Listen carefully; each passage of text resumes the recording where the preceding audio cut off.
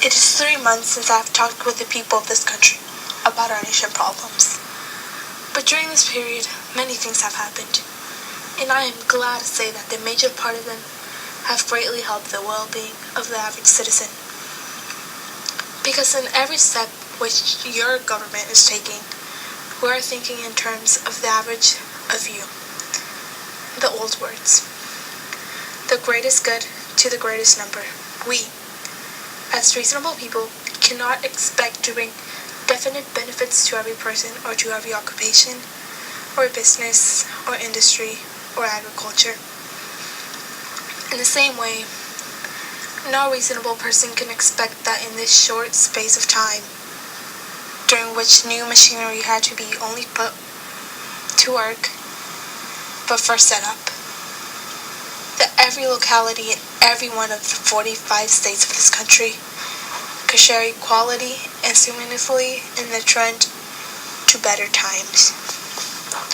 The whole picture, however, the average of the whole territory from coast to coast, the average of the whole population of 120 million people, shows to any person willing to look facts and actions of which you and I can be proud.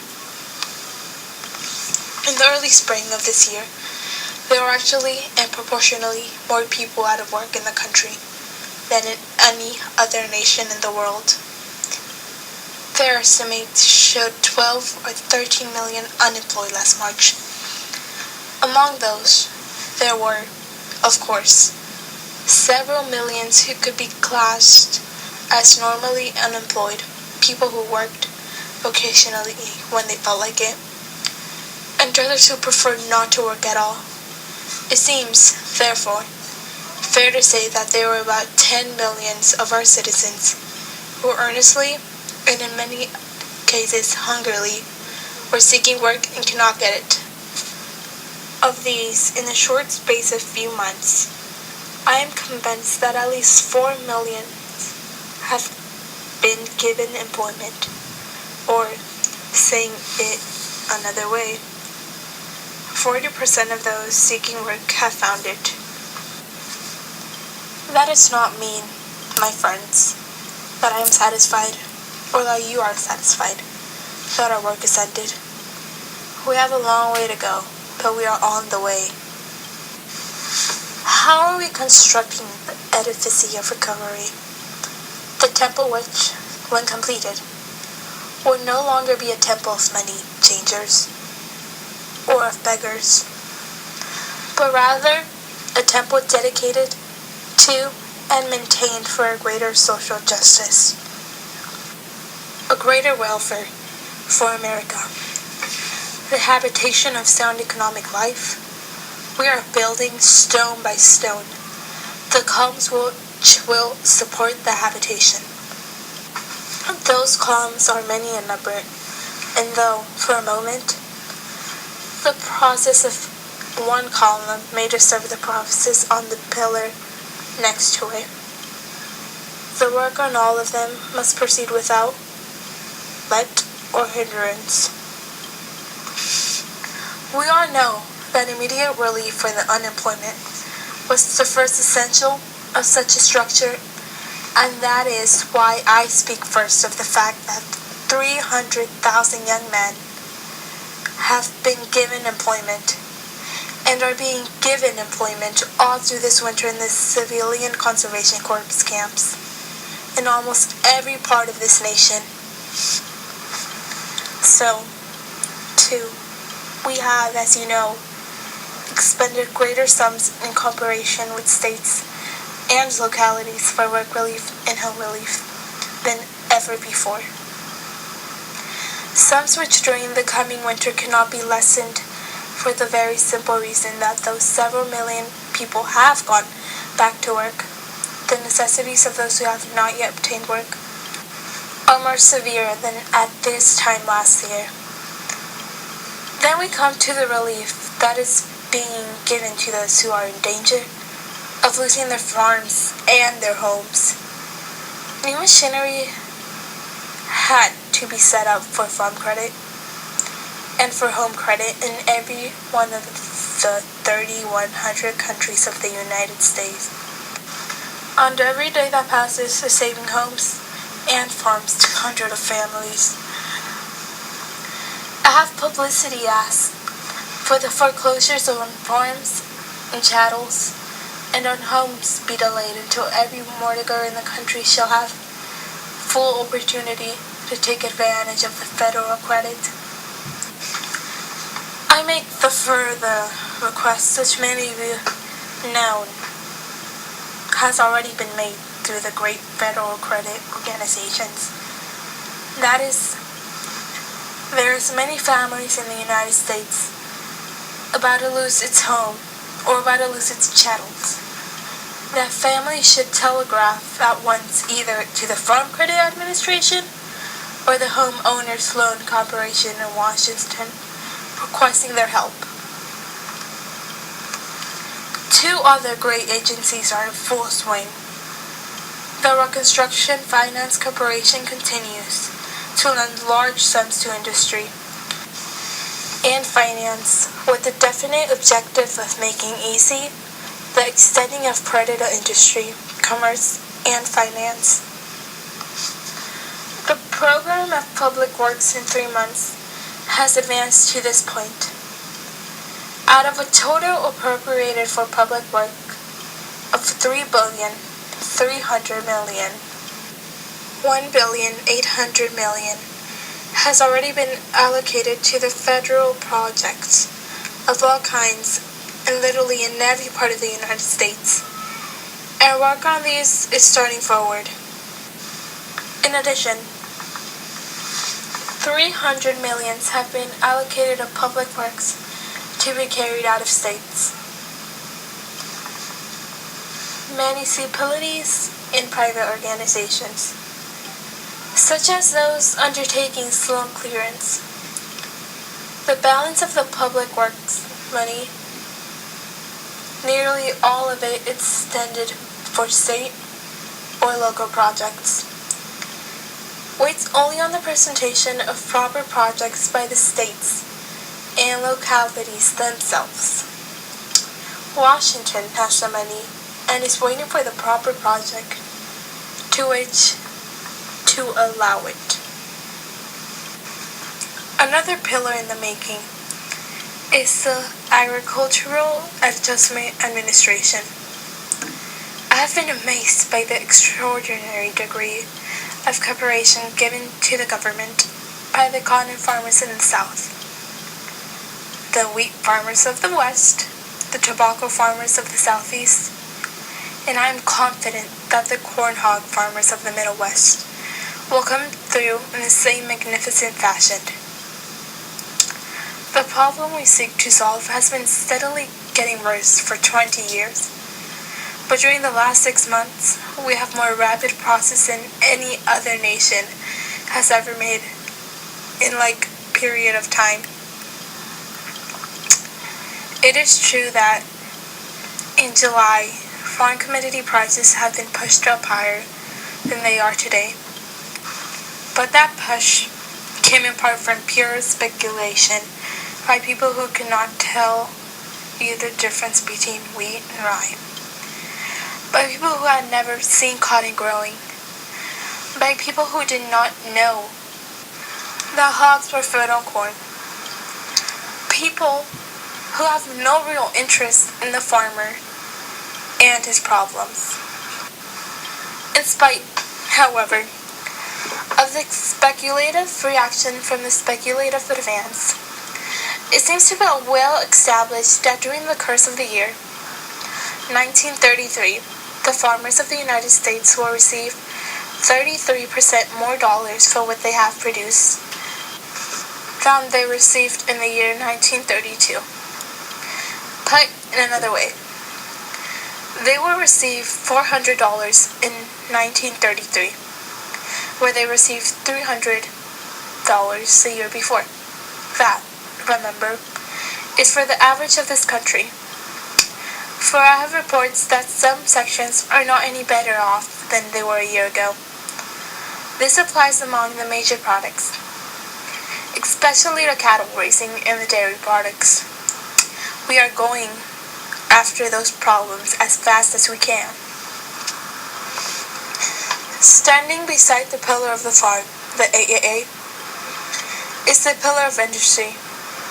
The NRA, its object is to put industry or business workers into employment and to increase their purchasing powers through increased wages. It has abolished child labor. It has eliminated the sweep shop. It has ended 60 cents a week paid in some mills and 80 cents a week paid in some mines. The measure of the growth of this pillar lies in the total figure of the real employment, which I have already given you, and in the fact that real employment is continuing and not stopping. The secret of NRA is cooperation. That cooperation has been voluntarily given through the signing in the blanket codes and through the signing of specific codes which already include all of the greater industries of the nation. In the vast majority of cases, in the vast majority of localities, the NRA has been given support in unstinted measure. We know that there are chiselers at the bottom of most cases of criticism and obstruction. We have found some selfish interest, some private acts to grind. 90% of complaints come from misconception. For example, it has been said that NRA has failed to raise the price of wheat, corn, and hogs. That NRA has not loaned enough money for local public works. Of course, NRA has nothing whatsoever to do with the price of farm products or with public works. It has to do with only industrial organizations for economic planning, to wipe out unfair practices and to create re-employment. Even in the field of business and industry, the NRA does not apply to the rural communities or the towns of under 2,500 population, except insofar as those towns contain factories or chain stores which come under a specific code. It is also true that among the chiselers to whom I have referred, there are not only the big chiselers, but also petty chiselers, who seek to make undue profit on untrue statements. Let me cite to you the example of the salesman in a store in a large eastern city who tried to justify the increase in the price of cotton shirt from $1.50 to $2.50 by saying to the customer that it was due to the processing tax. Actually, in that shirt, there are about 1 pound of cotton, and the processing tax amounted to 4.25 cents on that pound of cotton. At this point, it is only fair that I should give credit to the 60 or 70 million people who lived in the cities and large towns of the nation for their understanding and their willingness to go along with the payment of even these small processing taxes, though they know full well that the proportion of the processing tax on the cotton goods and on food products paid for the city dwellers goes 100% towards increasing the agricultural income of the farm dwellers of the land. The last pillar of which I speak is that of the money of the country in the banks of the country. There are two simple facts. First, the federal government is about to spend $1 billion as an immediate loan of the frozen or non-liquid assets of the banks closed since January 1st, 1933. Giving a liberal appraisal to those assets. This money will be in hands of the depositors as quickly as it is humanly possible to get out. Second, the government bank deposit insurance, on all accounts up to $2,500, goes into effect on January 1st. We are now engaged in seeing to it that on or before that date of the banking capital structure will be built up by the government to the point that all banks will be in sound condition when their insurance goes into effect. Finally, I repeat what I have said on many occasions, that ever since last March, the definite policy of the government has been to restore commodity price level. The object has been the attainment of such a level as will enable agriculture and industry once more to give work to the unemployment. It has been to make possible the payment of public and private debits, more nearly at the price level at which they were incurred. It has been gradually to restore balance in the price structure so that farms may exchange their products for the products of industry on a fair exchange basis. It has been and is also the purpose to prevent prices from rising beyond the point necessary to obtain these ends. The permanent welfare and security of every class of our people ultimately depends on our attainment of these purposes. Obviously, and because hundreds of different kinds of crops and industrial locations in the huge territory that makes up this nation are involved, we cannot reach the goal in only a few months. We may take 1 year, or 2 years, or 3 years. No one who considers the plain facts of our situation believes that the commodity prices, especially agriculture prices, are high enough yet. Some people are putting the cart before the horse. They want permanent revaluation of the dollar first. It is the government's policy to restore the price level first.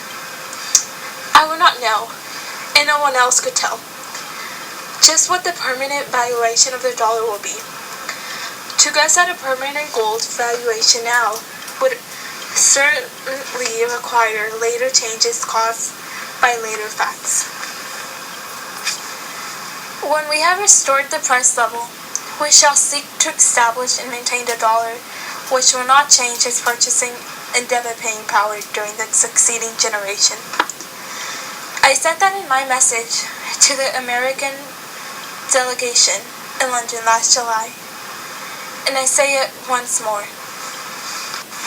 Because of conditions in this country, and because of events beyond our control in other parts of the world, it becomes increasingly important to develop and apply the further measures which may be necessary from time to time to control the gold's value of our own dollar at home.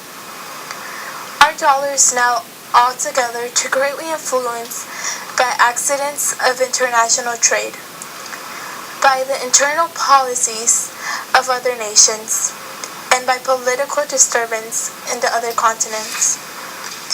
Therefore, the United States must take firmly in its own hands the control of the gold value of our dollar. This is necessary in order to prevent dollar disturbances from swinging us away from our ultimate goal, namely, the continued recovery of our commodity prices. As further effects mean to this end, I am going to establish a government market for gold in the United States. Therefore, under the clearly defined authority of existing law, I am authorizing the Reconstruction Finance Corporation to buy gold newly mined in the United States at prices to be determined from time to time after consultation with the Secretary of the Treasury and the President, whenever necessary to the end in view. We shall also buy or sell gold in the world market. My aim is taking the step to establish and maintain continuous control. This is a policy, and not an expedient. It is not to be used merely to offset a temporary fall in prices. We are thus continuing to move towards a managed currency. I will recall the dire prediction made last spring by those who did not agree with our common policies of raising prices by direct means. What actually happened stood out in sharp contrast with those predictions. Government credit is high. Prices have risen in part. Doubtless prophets of evil still exist in our midst, but government credit will be maintained and a sound currency will accompany a rise in the American commodity price level. I have told you tonight the story of our steady but sure work in building our common recovery. In my promises to you, both before and after March 4th, I made two things plain. First, that I pledge no miracles, and second, that I would do my best. I thank you for your patience and your faith. Our troubles will not be over tomorrow, but we are on our way and we are headed in the right direction.